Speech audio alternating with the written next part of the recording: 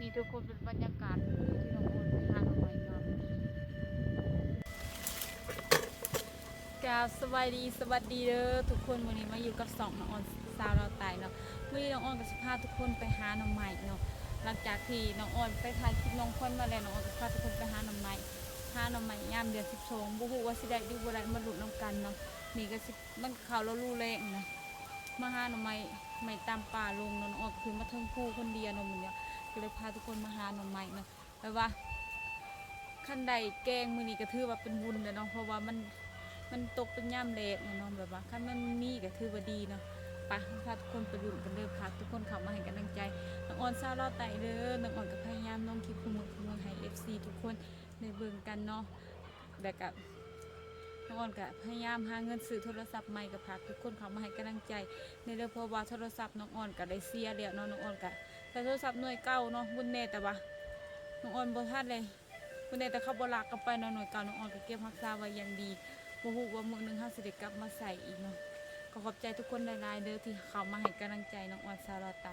ป้ามื้อนี้น้องออนสิพาทุกคนบูป่าพาลงหาหน่อไม้กันบ่ฮู้ว่าสิได้หรือบ่ได้เนาะแดดก็แห้งๆน้ำหมวกกุ๊บก็บ่ได้ใส่เนาะเฮามาคนเดียวเนาะมื้อนี้อาจสิบ่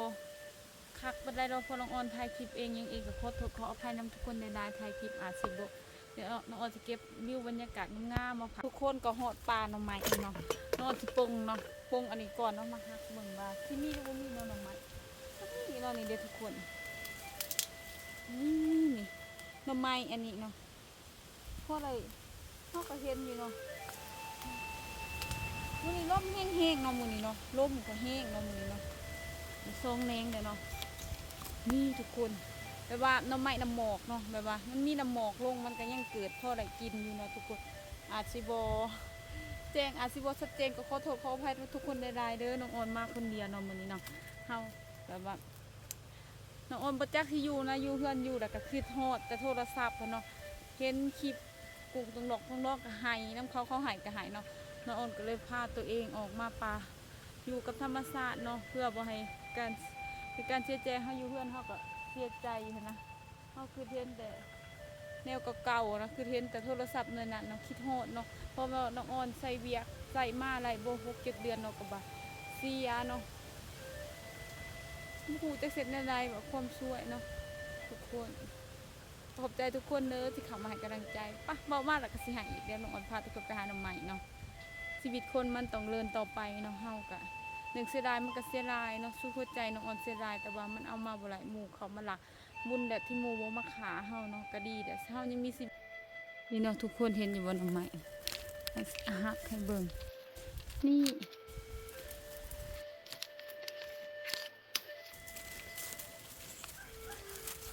หน่อไม้เกิดจากธรรมชาติคือสิได้พ่อไรแกงอยู่เนาะทุกคนเนาะก็มีลายอยู่เลยมันหันมันเป็นแนงในน้อยในอันเนี้ยทุกคน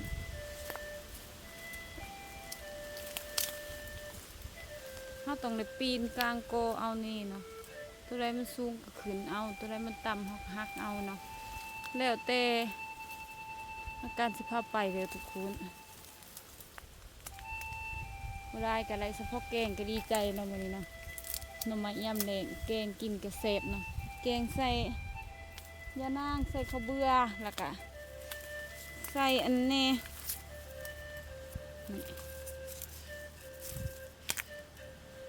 ใส่ผักคาหรือผักไทยหอมผักสะอมผักเองประมาณนั้นนะทุกคนก็มีพอได้ฮักได้เหลือนี่นะนี่น้องอ่อนก็ได้ประมาณนี่น้องมาคาเดียวเราก็ได้4-5 แนงนะแล้วน้องอ่อนจะขึ้นกอมันก่อนเด้อทุกคนน้องทุกคนน้องอ่อนจะขึ้นกอทำไมเราไปเอาอยู่เถิงพี่น้อง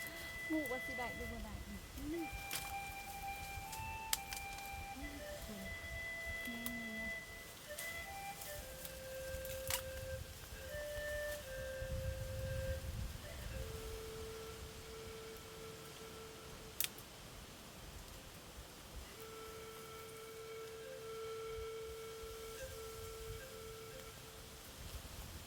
องแนงเลย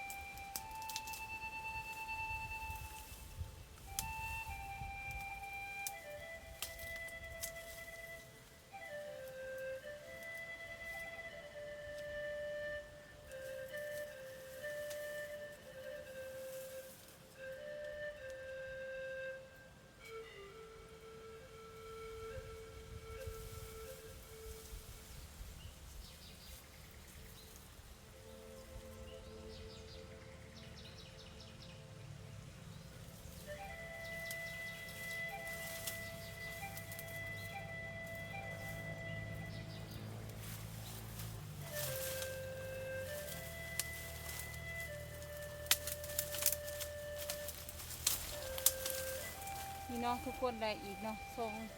แนงเนาะเราไม้ย่ามนี้มันก็อยากพุดแน่เนาะมันสิยวงสิได้เนาะก็หนึ่งก็ได้ประมาณ4-5แมง6-7แมงนี่นะทุกคนเราต้องได้ขึ้นเอายังเอาปีนเอาเนาะเพื่อคนบ่เคยขึ้นกับยานเลยเนาะทุกคนนี่ก็ได้ลายตึกมันนี้เมื่อกี้น้องว่าปีนเอานี่ก็ได้4แมงเนาะเอาขึ้นเอากลางโกเพื่อสิได้เนาะทุกคนสมัยมันก็อยากหายยากๆแน่ก็พาทุกคนเข้ามาให้กำลังใจเนาะมือนี้ว่าสิได้เก่งกันอยู่บ่ในน้องอันไทยที่ชีวิตให้ทุกคนเบิ่งเนาะชีวิตอยู่ตามคือสาวอยู่ตามชนบทกับประบ้านนี้เนาะอยากกินยังกับมาหากินเนาะแต่ว่าเงินค่ำอาจจะบ่มีแต่ว่าของกินของอยากเฮาหากินเองหาปูหาปลาหาเท่าหาปูหาปลาหาทุกสิ่งทุกอย่างเนาะเก็บทุกคนก็ได้ผ่านไปเฮาก็ได้ประมาณนี้นะคะสิเขามาโกที่ซองก็นี่ก็ยังเอาเสียงยางเลยเนาะหมุนเข้าไปทุกคนเพื่อสิหาหน่อไม้ได้ต้องหมุนเข้ามาชีวิตเนาะมันเป็นของง่ายๆเพื่อสิได้หน่อไม้มาแกงทุกคนเบิ่งมีโว้เนาะหน่อไม้ขั้นเขาเจ้าหาก่อนกับโบมีเนาะขั้นเขาเจ้าโบหากับมีเท่าไหร่เอานะรู้สึกว่าก้อนนี่เถื่อก็มีคนมาหาเลยเนาะจนบางหมดเลยนะเฮาเสือกได้เฮาสึกแบบนี้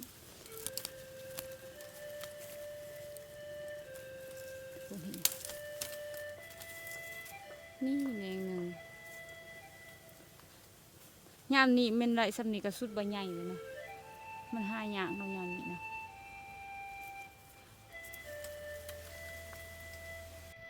ทุกคนเบิ่งหมากอย่างอันน้องอ่อนขึ้นมาพูดเห็นผีแรงหุงเลยพูดว่าหมากยังกินไหลโว้ยทุกคนเราซีแรง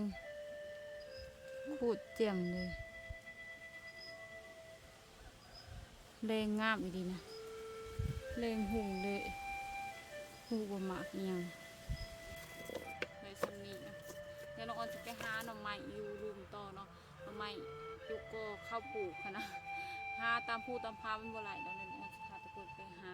อยู่ตามโกกระปุกเนาะเพราะว่าย่ามนี้มันก็เป็นย่ามแดงเดือน12เนาะแบบว่าน้ำใหม่น้ำหมอกขั้นมีคนมาหาบาสิได้ดื้อสิได้เก่งอยู่บ่ได้เนาะแต่ว่าความแสบของสูน้ำใหม่อันนี้บ่ไหลเนาะอันนี้เป็นน้ำใหม่ไร่เนาะไม่ไร่น้ำใหม่ไร่อยู่เกิดอยู่ป่าเกิดเป็นธรรมศาสตร์เลยเนาะน้ำใหม่อันนั้นมันก็อยากเป็นแข็งๆเนาะน้ำใหม่เขาเจาะปลูกน้ำใหม่เดียงนองหรืออีกอย่างประมาณนั้นเขาไปโค่นเขาทำแนงมันเขาเจาะไห้เลยเนาะมันโคร้ายเขาเจาะกับบัวไห้เนาะเขาได้มาเก่งกินเลยกินตอนเพลนปอกลงเลยนะสบายเงินเดือนเขาแบบในหนึ่งกระปอกเลยบริญาไปเบิ่งซีมือเนาะเบิ่งเลดกระซองนาอยู่ตรงห้องอยู่ป่าเนาะยุ่งกระไล่เลยทุกคนยุ่งก็ได้เทได้ว่าปอกใหม่กันเลย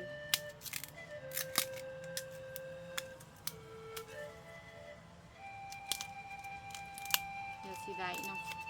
มันคงง่าย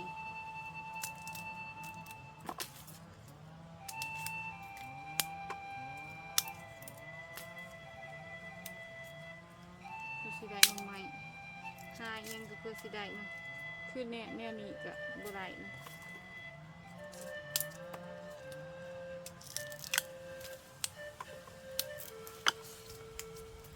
ปอกเมื่อไว้เลยเนาะเมื่อเพื่อนสบายเฮาบ่ได้ปอกเพื่อนเตรียมตัวขังบางไผขังหมอแกงกันเลยประมาณนั้นนะทุกคน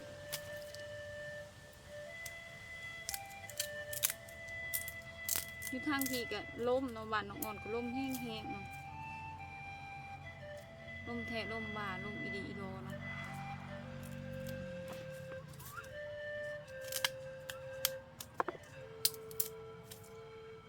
รู้ว่าทางพังไทยก็ล่มอยู่บ่ดีพังไทยพังลาวทางเมืองนอกทางลาวเฮานี่ล่มแห้งเนาะเมื่อยล่มแล้วก็หนาวเมื่อยหนาวแล้วก็ล่มอากาศก็เปลี่ยนแปลงไปเลยเนาะอยู่ซื่อๆเล็กน้อยก็เจ็บกับไข่ผู้ใหญ่ก็สิไข่กันเฉพาะแต่เล็กน้อยนะทุกคนส่วนน้องอ้อนก็วางเดือน11น่ะก็ไข่เนาะเริ่มบริสุทธิ์ลงคลิปไข่2 ทิศเนาะ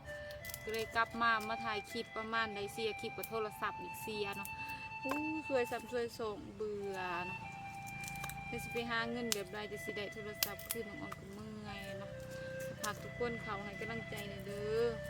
ขอให้ยอดน้องอ่อนกับเงยช่วยกับคอยเฮงเด้อทุกคนเด้อฝากทุกคนเขามาให้กำลังใจกดไลค์กดแชร์กดติดตามช่องน้องอ่อนสาวเราไตเด้อทุกคนเด้อพอน้องอ่อนมีกำลังใจเนาะยังหน่อยวนความสุขหายก็ยังมีความสุขดีเนาะน้องอ่อนกะยังหน่อยก็ยังมีความสุขดีที่ทุกคนยังเป็นห่วงเป็นใยเนาะ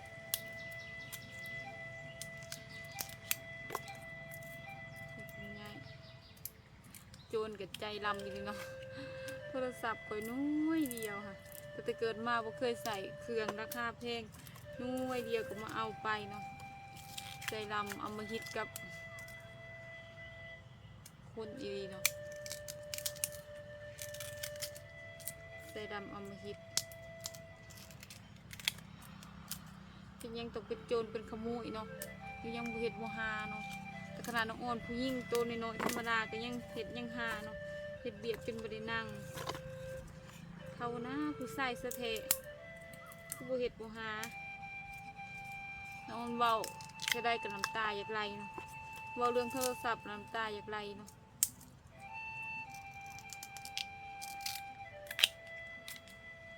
เพื่อสิเอาโทรศัพท์มาไหลกับแซนยากแล้วก็ยังมาเจอแนวนี้นะไห้ก็เมื่อยไห้นะทุกคนเสียใจก็เมื่อยเสียใจแต่ผู้หูว่าสิเสียใจไปหอดมือใด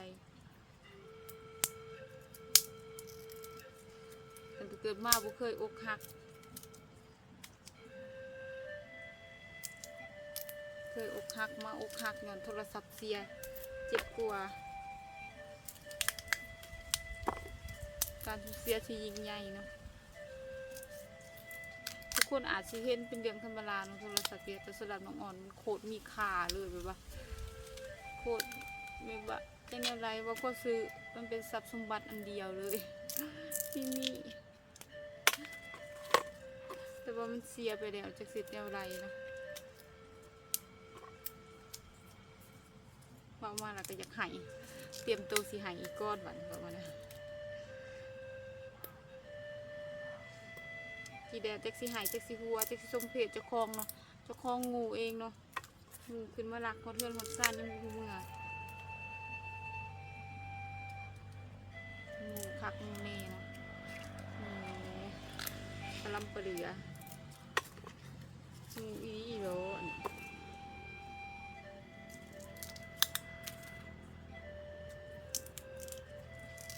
ก็ขอบใจทุกคนละลายเลยที่เข้ามาติดตามส่องน้องอ่อนซาเราตายเนาะขอบใจ FC ทุกคนละลายเลยเข้ามาให้กำลังใจยังบ่ลืมน้องอ่อนซาเราตายนี่เนาะยังหักยังเอ็นดูน้องสาวคนนี้ก็ขอมุกขอบใจละลายเลยทุกคน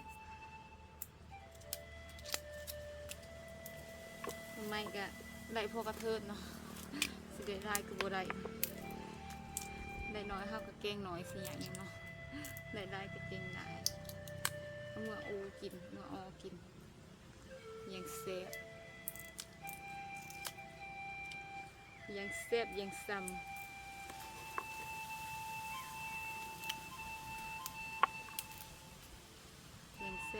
ซ้ำยังอร่อยบอกน้ำใหม่ไก่สิแล้วแล้วเนาะน้องออนก็สิได้ลงแต่ผู้นะออกแต่ป่าลงดินตัวนี้ก่อนออกแต่ป่าแต่ลง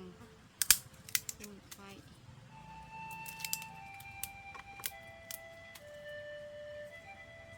เห็นหลายคนถามหาในคลิปเนาะน้องออนเห็นหลายคนถามหาอีดีเห็นคอมเมนต์โบเลอะโบล่าเนาะในคลิปเศร้าแก้วเนาะเศร้าแก้วใครก็ว่าน้องออนยังเห็นมีคอมเมนต์เศร้าแก้วเอาฟัวละโบมีเส้นละโบเนาะน้องออนตอบไลน์คลิปเนาะทุกคนตอบแทนตอบบ้านเนาะน้องออนโปรเจกต์สิตอบยังไงเนาะแต่ทุกคนก็ยังคอมเมนต์มาอยู่เนาะน้องออนสิตอบในคลิปนี้เลยเด้อทุกคนเด้อสแกวเราเอาฟัวแล้วคนเมืองนอกมาคอเราบ่พี่ไก่เนาะถ้าลงเราหา30 ล้านก็คำบาทหนึ่งเราก็ไล่ซีเมนไล่อยู่ในซองน้องอ่อนนี่แหละแต่ว่าเราบริบอกบริเซิร์ชยังน้องอ่อนไปแล้วเนาะแต่ว่าผู้น้องอ่อนผู้อยู่คนลำบากเขาว่าเราเอาฟัวแล้วเนาะเราแกะเอาฟัวได้เลยทุกคนเด้ออยากให้ทุกคนเศร้าคอมเมนต์หาเศร้าแก้วเมียเขาเดียวพัวเขาหายในทุกคนคอมเมนต์ถามหาลายเนาะน้องออนกับสิเดเมื่อยเนาะก็ขอบใจทุกคนในไลน์เนาะสำหรับคลิปนี้น้องออนกับสิจบไว้เพียงเท่านี้ไว้พอกันคลิปหน้าฝากทุกคนกดติดตามช่องน้องออนซาเล่าไตเด้อทุกคนเพื่อให้กำลังใจน้องออนที่คลิปต่อไปขอบใจ FC ทุกคนในไลน์เนาะน้องออนขอย้ำถ่ายคลิปบาร์เศร้าแก้วแล้วเอาพัวเด้อคนเมืองนอกมาขอเล่าแล้วแสดงความเสียใจน้ำนมโสดน้ำบ๊ายบาย